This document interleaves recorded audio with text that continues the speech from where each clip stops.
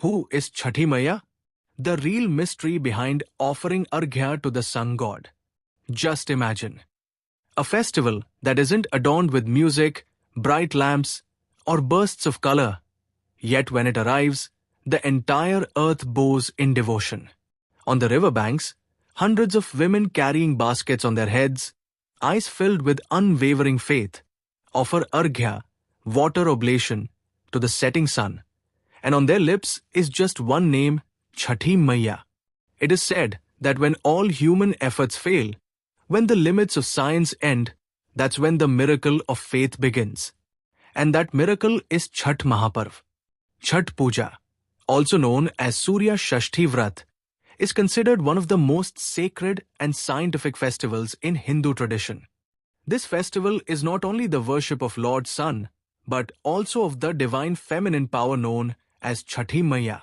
6 days after Diwali, when the 6th day, Shashti Tithi, of the Kartik month arrives, an atmosphere of devotion spreads across northern India. Streets, ghats, and homes resonate together in the music of faith. But have you ever wondered who exactly is Chhathi Maiya? And why is the sun god worshipped in this festival, even though the central deity is a mother goddess? The roots of this mystery go very deep. So deep that they reach back to the very beginning of creation. According to the Markandeya Purana, when the universe was being created, goddess Prakriti, nature, divided herself into 6 parts. Among these, the 6th part was considered the most significant, and this form came to be known as Shashti Devi, the 6th goddess. She is believed to be the mind-born daughter of Lord Brahma, born from thought, not from a physical body. This divine power later came to be worshipped as Chhathi Maiya, the goddess entrusted with the responsibility of protecting creation and granting new life. In Hindu belief, Chhathi Maiya is regarded as the goddess who protects children and families. It is said that on the 6th day after a child's birth, when the family celebrates Chhathi, they are actually welcoming this very goddess, the divine protector who guards the newborn, writes their destiny, and fills their breath with blessings for a lifetime. That is why she is called Shashti Devi, the goddess of the 6th day. Now comes the question, why is the sun god worshipped? According to legend, Chhathi Maiya is the sister of Surya Dev, the sun god. She was born from the sunlight that spread across the universe on the first day of creation. The sun represents the source of life, while Chhathi Maiya embodies the nurturing power that sustains it. When both energies unite, life becomes complete, a perfect harmony of light and nourishment. This is why, during Chhath Puja, devotees offer Arghya, holy water offering, to both the setting and the rising sun, symbolizing prayers for blessings of both the sun's strength and Chhathi Maiya's grace at every stage of life. But this worship isn't only spiritual, it holds deep scientific significance too. During sunrise and sunset, the ultraviolet rays of the sun are at their mildest and most beneficial for the human body. When devotees stand waist deep in water facing the sun, the touch of those rays enhances vitality, strengthens immunity, and brings mental calmness. It's not just devotion, it's a form of natural therapy, what modern science today recognizes as sun therapy. The preparations for Chhath Puja are unlike any ordinary ritual. It is a discipline, a penance. The 4-day festival begins with Nahai Khai, followed by Kharna, Sandhya Arghya, and finally Usha Arghya. It is essentially a journey of self-purification. On the first day, Nahai Khai, devotees bathe and eat only once, a pure, simple meal without onion or garlic. On the second day, known as Kharna, the 24-hour fast begins.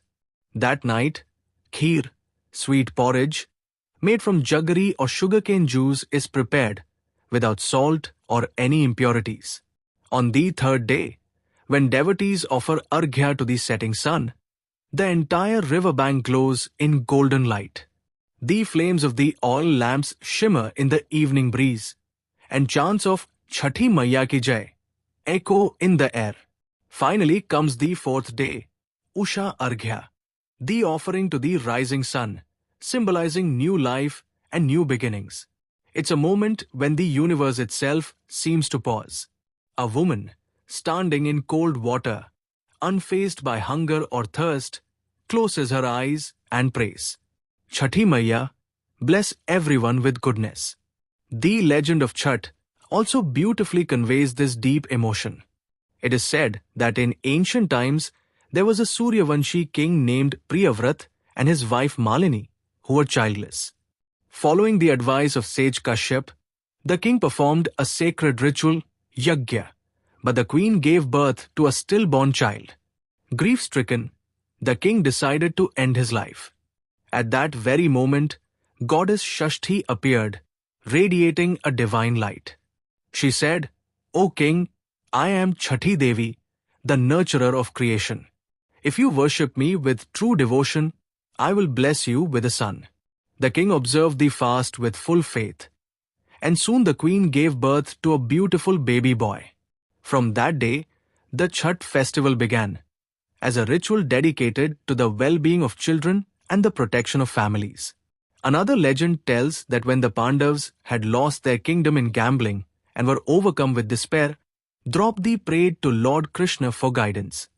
Krishna advised her to observe the Chhath Vrat. Draupadi worshipped Surya Dev and Chhathi Maiya, and soon the Pandavas regained their lost kingdom.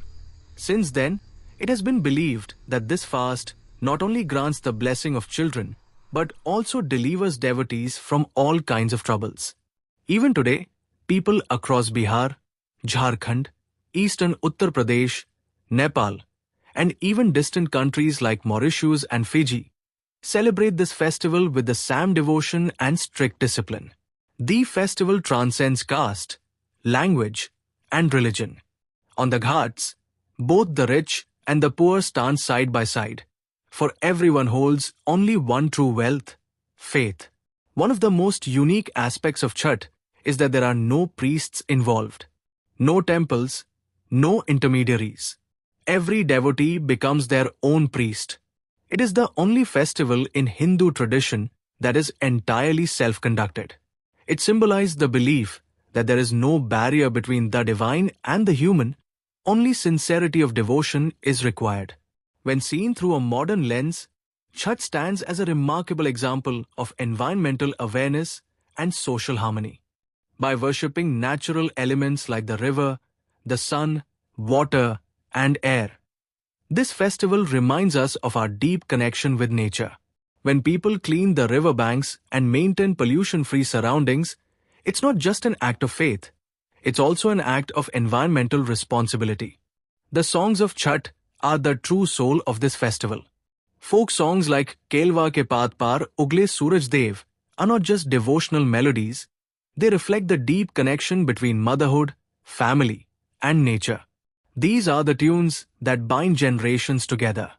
On every riverbank, in every village, a mother can be heard singing her child's name, Chhathi Maiya. May my son's life be filled with happiness. These songs are not mere words. They are emotional bridges that connect every woman who has ever fasted or prayed for someone she loves. From a scientific point of view, the timing of Chhath is also very special. The festival comes 6 days after Diwali, a period when the season changes, shifting from heat to cold. During this transition, the body's immunity weakens. In such times, fasting, consuming pure food, and sun exposure act as a natural detox for the body. In other words, Chhath is not only an act of devotion, but also a form of health science, purifying both the body and the soul. Every offering made during Chhath holds symbolic meaning. Sugarcane represents the sweetness of life. Thekuya symbolize food made with hard work and love. The earthen lamp, Diya, stands for the journey from darkness to enlightenment. And the sunflower-shaped clay lamp reminds us that every soul carries its own sunlight within. The real beauty of Chhath lies in its simplicity. There is no show, no desire to impress anyone, only faith rising from within. When a devotee looks at the sun, they're not just looking at a god, but at their own hopes. Each setting sun reminds them that what has gone can rise again. All it takes is patience and belief. In today's fast-paced world, Chhath teaches us to pause and reflect that true power does not lie in technology, machines, or bank accounts, but in devotion and simplicity. When a mother stands in the water for 36 hours without food or water, praying only for her family's well-being, she challenges every concept of worldly power. She proves that faith is still the greatest energy in existence. The great festival of Chhath also teaches us that to connect with nature is the truest form of religion. The sun, water, and air. These are the real deities, without whom life cannot exist even for a moment. And when we worship them, we are not just offering prayers, we are bowing to our roots. If our video has taught you something new, do not forget to like and share this video so that this information can reach others as well. Your likes and shares are a source of inspiration for us. If you have any questions or suggestions, please let us know in the comments. It will be our honor to answer your questions and listen to suggestions. And yes, if you like our content, subscribe to the channel and press the bell icon so that you stay connected with every new story. Thank you. GRT Business YouTube channel sources, news from various news agencies, opinion polls and other public sources. We try to ensure that every report and summary is accurate and verified, but we are not responsible for any dispute or error. Our aim is only to provide you with accurate information.